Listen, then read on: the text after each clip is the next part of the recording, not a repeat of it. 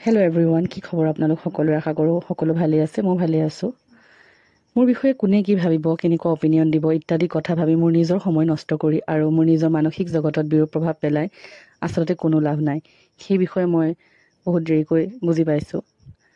মোৰ নিজৰ একান্ত ব্যক্তিগত কৰ্মখিনি শান্তিপূৰ্ণভাৱে কৰি মনোজগতৰ শান্তিপ্ৰিয়া ছোৱালী এগৰাকীৰ দৰে জীৱন নিৰ্বাহ কৰাটোৱেই বৰ্তমান মোৰ লক্ষ্য।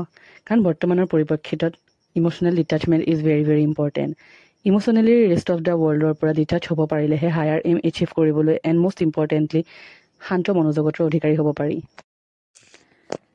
মোৰ একান্ত ব্যক্তিগত জীৱনটোত ইম'চনছবোৰে এটি ডাঙৰ ৰোল প্লে' কৰে। কাৰণ প্ৰত্যেকজন ব্যক্তিৰে এখন নিজস্ব মনোজগত থাকে আৰু সেই মনোজগতখনত অন্য লোকৰ অনাধিকাৰ প্ৰৱেশ কিছুমান অলাগতিয়াল কথা আৰু দিহা পৰামৰ্শই অশান্ত ঢৌৰ সৃষ্টি কৰে, যি নেকি ব্যক্তিগত জীৱনটোতো বৰ বেয়াকৈ প্ৰভাৱ পেলায়। যিসকল লোকে তোমাৰ একেবাৰে বেয়া দিনত তোমাৰ কাষত থিয় হৈছিল, but the persons who were with you when the rest of the world was against you, those persons only deserve your emotional attachment because সময় সলনি হয় আৰু মানুহ সলনি হয়। You are with someone at their lowest and they treat it as nothing in the long run. This is the true fact of this world.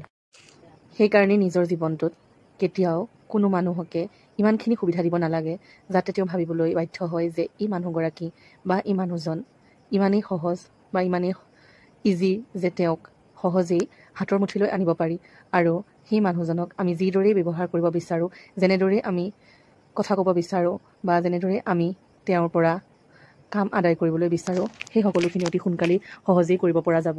আৰু যিসকল মানুহ অত্যন্ত সহজ বা সৰল, সেইসকল মানুহেই তেনেদৰে সুবিধা দিয়ে আৰু তেনেদৰে সুবিধা দিয়াৰ ফলত যে তেওঁলোক কিমান বাৰে বাৰে দুখত পৰিবলগীয়া হয়, সেয়া কেৱল সেই ব্যক্তিগৰাকীয়েহে অনুধাৱন কৰিব পাৰে।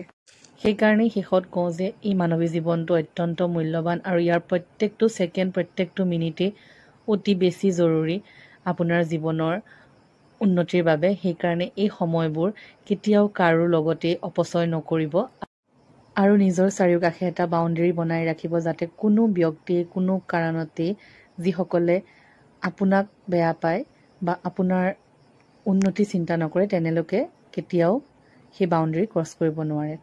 Thank you, will meet you চুন।